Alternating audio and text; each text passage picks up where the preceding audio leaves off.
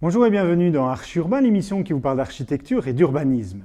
Aujourd'hui, nous allons parler de toutes les problématiques politiques au niveau de l'urbanisme et de l'architecture en région Bruxelles-Capitale et j'ai le plaisir de recevoir le ministre-président de la région, Rudy Vervoort. Bonjour Rudy. Bonjour. Tu vas bien? Oui, ça va bien. Tu vas me parler du temps là. Mais oui, parce que je ne me fais pas encore tout à fait à l'arrivée de l'automne. Non, mais moi non J'aimerais plus, tant hein. que cet été indien se poursuive encore, mais Ben voilà, voilà, c'est fini. c'est fini. C'est fini. Alors on va parler dans cette émission, donc on va aller voir les différentes personnalités qui font toutes ces problématiques architecturales et Mhm. urbanistiques. Et force est de constater déjà qu'il y en a moins que dans le précédent gouvernement. Tu as pris beaucoup de matière.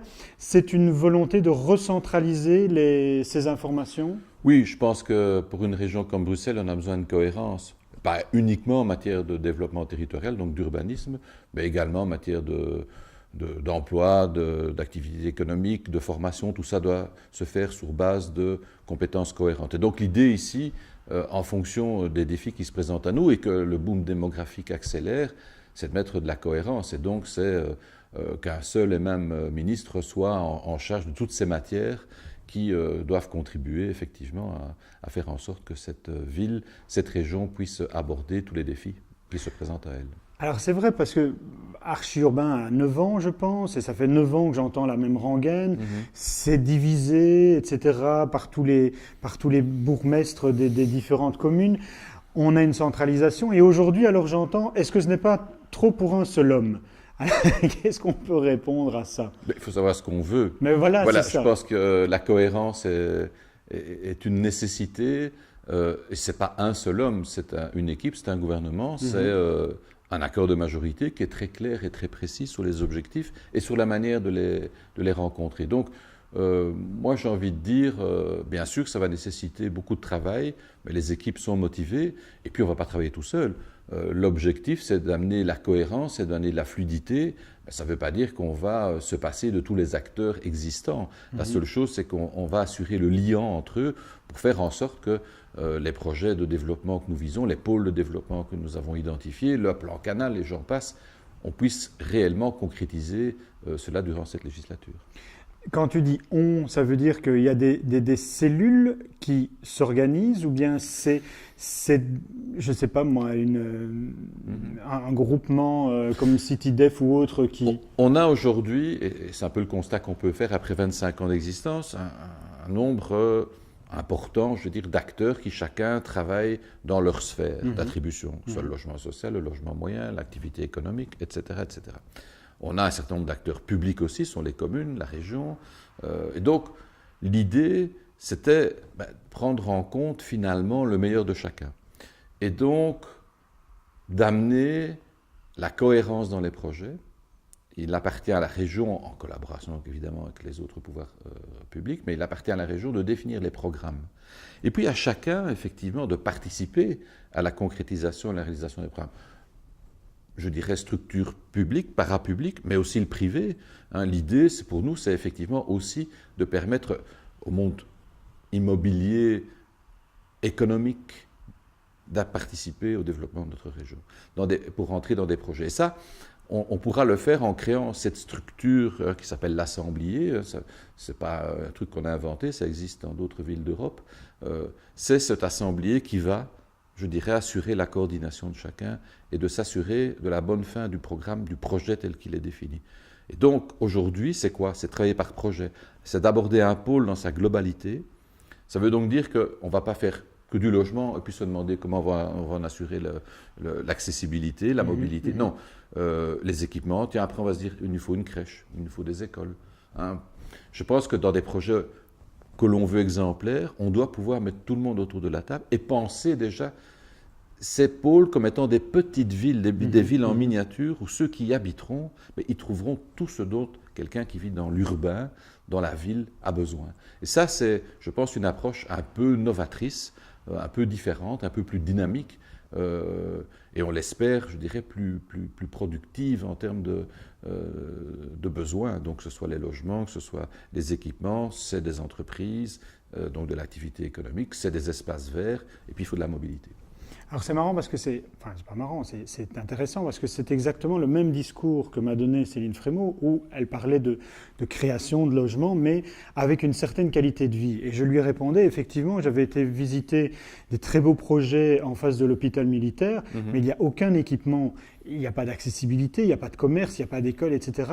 Et je me disais, c'est bizarre que dans le projet, on ne voit pas ça. Donc c'est intéressant de voir que déjà 2 des 3 acteurs sont totalement d'accord sur la, mais sur la qualité. Le troisième, je peux te rassurer, dirait exactement la même chose. Et donc, non, tout simplement parce qu'on a négocié cet accord ensemble et il participe très sincèrement d'une vision partagée de l'ensemble des partenaires du gouvernement. C'est ce qui nous a permis aussi, dans la répartition des compétences, d'être plus cohérents. Parce qu'en fait, ce qu'on avait précédemment, c'était chaque parti prenait un petit bout de l'autre. Hein. Oui, oui. Mais ça, et je peux comprendre aussi cette logique-là. Mais ici, on a décidé de rompre un petit peu avec cette vision, et donc en mettant de la cohérence et dans le chef de chaque ministre. Mais ça veut dire effectivement qu'on partage les mêmes objectifs et que d'ailleurs cet assemblier, il sera, je dirais, l'émanation du gouvernement, de la majorité qui est en place. Hein. Ça va de soi, c'est pas ce qu'on disait à un seul homme, non, c'est une équipe parce qu'effectivement chaque ministre aussi devra participer au développement de ces projets, que ce soit le ministre de l'économie et de l'emploi, le ministre du logement bien évidemment, mais tous les autres aspects devront être pris en compte. Donc je pense que on n'a pas répété ensemble, mais c'est de bon augure. Non, c'est vrai. Dans Archirurbain, on a déjà vu, notamment au MIPIM, on a parlé des grands projets de développement territorial avec Yves Goldstein et Yves Rouillet. Notamment, on a parlé de Reyers, on a parlé de Scarbeil Formation, on a parlé de Tour et Taxi, on a parlé de Mézère. Quel est pour toi, dans ces différents pôles de développement prioritaire, celui qui est ta priorité? Je pense que celui que tu n'as pas cité, mais qui est pour moi... C'est fait exprès. Mais je sais. C'est le plan Canal. Oui. Je pense que parce qu'il recèle tous les défis de la ville de demain, mais aussi toutes les potentialités. Et aussi toutes les difficultés. Parce qu'on ne va pas travailler sur un pôle unique, c'est transversal, 14 km dans la ville, qu'il va falloir traiter de manière cohérente et non pas, je dirais, de manière concurrentielle. Le canal, c'est jusqu'à aujourd'hui principalement une zone qui a été vécue uniquement comme un pôle, je dirais, de développement économique, industriel même. Et donc largement délaissé par les autorités depuis sa création, enfin en tout cas depuis que la Belgique existe, et qui doit être réapproprié par les Bruxellois. Et donc on le voit aujourd'hui, la fonction logement étant la fonction forte, il y a une pression pour modifier la zone. Et cela, nous devons en tenir compte bien évidemment, mais nous devons accompagner cela, parce que cette zone doit être exemplaire de la ville de demain. Cette zone qui aujourd'hui finalement est une zone d'exclusion, parce qu'il y a ceux qui habitent à une rive du canal et ceux de l'autre. Quartiers plus populaires d'un côté, des quartiers un peu plus bourgeois de l'autre. Demain, ça doit être une zone qui rassemble les Bruxellois. Et donc, si on a décidé, il y a déjà un an d'ici, d'y implanter le musée d'art moderne le long de cette zone, c'est bien évidemment parce que nous voulons en faire une zone exemplaire qui ne soit pas exclusivement qu'une zone à vocation résidentielle ou économique, mais aussi culturelle, récréative, espace vert, enfin, tout ce qu'on peut faire pour, je dirais, réaliser ce qui va relier demain les deux rives et ce qui fera que les Bruxellois se réapproprieront cette zone. Et donc, pour moi, c'est vraiment, je dirais, le projet le plus ambitieux parce qu'en termes de possibilités de développement, c'est extraordinaire. Et on le sent bien d'ailleurs, tout le monde économique et immobilier frémit à l'idée de voir développer cette zone. À nous d'y mettre de la cohérence aussi, en collaboration. Bien évidemment, ici, c'est avec 7 communes différentes qu'il va falloir travailler. Mais ça, c'est l'objectif. Si la région n'est pas en mesure de réaliser cet objectif de cohérence, alors elle ne sert à rien. Je pense qu'il ne s'agit pas de se substituer, mais il s'agit d'apporter, je dirais, cette vision transversale et régionale. Et la zone du canal est par définition un pôle régional de première importance. Alors, première importance, qu'est-ce que tu vas dire à l'habitant qui a acheté son logement au-dessus de l'Upside plusieurs millions et qui voit un avion passer à côté de lui? Que ce sera bientôt fini? Et j'ai été frappé d'une chose, c'est que ce qui est le plus bruyant quand on est au sommet de la tour Upside, Oui. c'est pas les avions. C'est quoi? Non, c'est l'activité au sol. Oserais-je dire, c'est un peu les pavés de l'avenue du Port. C'est ouais, non, mais c'est un peu les entreprises de béton. Oui. Ah, c'est remarquable parce que je l'ai visité avec le promoteur. Je regardais les avions, il y a quelques avions qui sont passés, et je lui disais, par rapport à Ever, c'est vraiment très calme ici. Mais en revanche, le sol ramène. Mais là aussi, je pense que c'est un bon exemple, j'ai envie de dire, de ce qu'il ne faut plus faire de la même manière. La tour Upside, bien sûr que la densification est un enjeu important et il ne faut pas rejeter l'idée de faire des tours à Bruxelles, certainement pas. Mais on se trouve là face à un véritable défi parce qu'autour de cette tour, au bas de cette tour, il manque singulièrement d'équipements. Il n'y a pas de commerce de proximité. Il y a tous les problèmes de la coexistence avec l'industrie, avec cette zone du canal qui a une activité économique. Tour et taxi. Et donc, c'est pas là qu'il y aura les commerces de proximité à Tour et Taxi? oui, mais dans combien de temps? Et donc, non, mais la question que je me pose, moi, c'est que, fatalement, le développement de la ville ne peut pas se faire de manière isolée. On ne peut pas dire on va créer à cet endroit-là un pôle X ou Y sans s'assurer que derrière, je dirais, ça suive.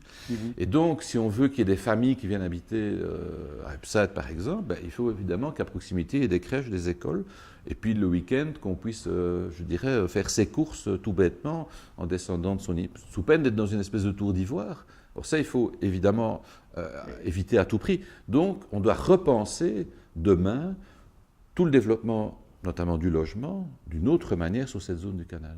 Ça veut dire l'intégrer dans une globalité qui prend en compte les besoins qui vont être générés par l'arrivée de plusieurs centaines, voire de milliers d'habitants supplémentaires. Donc, je pense que c'est un bon exemple de ce qu'il ne faudra plus faire demain si on veut que ces projets de ce type-là, qui portent une ambition, soient harmonieusement intégrés dans la ville. Ça, je crois que c'est vraiment essentiel. Et moi, je suis convaincu que demain, une fois que la tour Upside sera habitée, il va y avoir des conflits, je vais dire, entre ceux qui seront venus là et qui auront payé finalement assez cher leur logement et l'environnement dans lequel ils se trouvent. Et je pense qu'ils seront sans doute les premiers à se plaindre. Je parlais des pavés, mais cette fois-ci, on aura des riverains qui viendront se plaindre d'une situation parce qu'eux le vivront au quotidien. Idem par rapport au bruit qui peut être généré par les activités économiques. Mais on a besoin de tout ça aussi. Donc il faut repenser la distribution des fonctions le long de cette zone. C'est ça la vision d'un plan canal. C'est de prendre la globalité et se mettre un peu en dehors de simplement dire sous mes X kilomètres carrés dont je suis maître, le reste je m'en fous, je vais uniquement traiter cette zone-là. C'est plus possible, ça, il faut traiter l'ensemble. Ça, c'est l'ambition du plan canal. C'est en tout cas l'ambition aussi de ce qu'on disait tout au départ, de la recentralisation des fonctions et des pouvoirs pour justement avoir une vision plus globale. Pour terminer, est-ce qu'il y a un message important que tu voudrais faire passer à tes citoyens justement pour cette nouvelle législature et dont on n'aurait pas encore parlé? On a parlé de beaucoup de choses. Moi, je pense que l'objectif poursuivi par le gouvernement, c'est, on l'a dit, c'est relever tous les défis de la ville de demain, mais c'est surtout faire en sorte que les Bruxellois, quel que soit leur quartier, quelle que soit leur origine, leur parcours de vie, ceux qui rêvent pour eux demain, trouvent leur place dans notre région. Je suis frappé parce que je pense que l'avenir de nos sociétés occidentales, mais singulièrement dans cette partie-ci du monde, se jouera dans les villes et dans les métropoles. Et donc, nous devons réussir ces villes et ces métropoles parce que moi, je suis intimement convaincu et je crois en l'avenir de l'urbain, je crois en l'avenir des villes. Mais pour autant, il faut évidemment que ces villes soient, entre guillemets, vivables et donc que ne soient pas des lieux d'exclusion. Bruxelles n'en est pas j'en suis convaincu, mais c'est de travailler pour faire en sorte que ce soit encore meilleur demain. C'est tous les défis de l'emploi, de la formation, on connaît tous nos défis, pour faire en sorte qu'en définitive, le choix de vie ici soit un choix positif, que ce soit un choix, je dirais, d'enthousiasme, En tout cas, c'est le mien. Et ce que j'ai envie de faire, modestement, c'est de faire partager cet enthousiasme à l'ensemble des Bruxellois. Bon, Rudy, je te remercie pour ces explications. On va en rester là pour cette émission. On se retrouvera bientôt pour d'autres émissions Archi-Urbain. Je ne manquerai pas de suivre ces différents projets dans l'émission. D'ici là, vous pouvez voir et revoir Archi-Urbain sur www.archiurbain.be. Merci beaucoup et à bientôt. Merci beaucoup. Au revoir. Au revoir.